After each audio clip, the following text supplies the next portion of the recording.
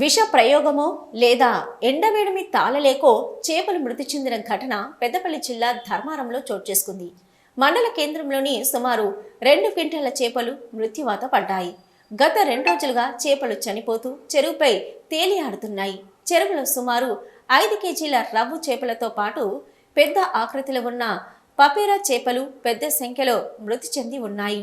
ఇక ఘటనపై పలువురు మత్స్యకారులు మాట్లాడుతూ చెరువులో సుమారు 2 టన్నులకు పైగా చేపలుంటాయని, అందులో 2 క్వింటాళ్లకు పైగా చేపలు మృతి చెందాయని ఆవేదన వ్యక్తం చేశారు. విష ప్రయోగం జరిగిందా లేక ఎండవేడికి చేపలు చనిపోతున్నాయా అనేది తెలియడం లేదని చెప్పారు. ఈ ఘటనపై అధికారులు స్పందించి విచారణ చేసి తమకు న్యాయం చేయాలని కోరుతున్నారు. గత కొద్ది రోజులుగా డ్రైనేజీ నీరు ఇదే చెరువులో కలుస్తుందని ఆగ్రహం వ్యక్తం చేశారు. ధర్మారం ఊరగుంట చెరువులో గత 2 రోజుల నుండి మనం 2-3 క్వింటాల చేపలు చనిపోవడం జరిగింది. మా చెరువులో దాదాపు 3 టన్నుల చేపలు ఉంటాయి. అందులో నుండి 2-3 క్వింటాల దాకా చనిపోవడం జరిగింది.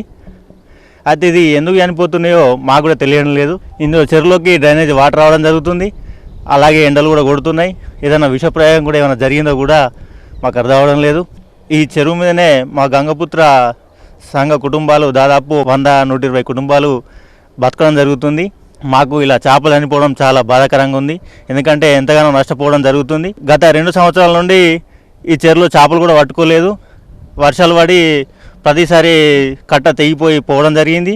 ఈసారి కూడా చనిపోతుంది. సుమారు రవ్వులు కానీ బొచ్చులు కానీ 5 కిలోల నుండి 8 కిలోల దాకా ఉన్నాయి. అలాంటిది అవే చనిపోవడం జరుగుతుంది. మేము వీటి మీద ఆధారపడి ఉన్నాం. ఇది దృష్టిలో ఉంచుకొని అధికారులు కూడా చర్యలు తీసుకోవాలని మేము కోరుకుంటున్నాం.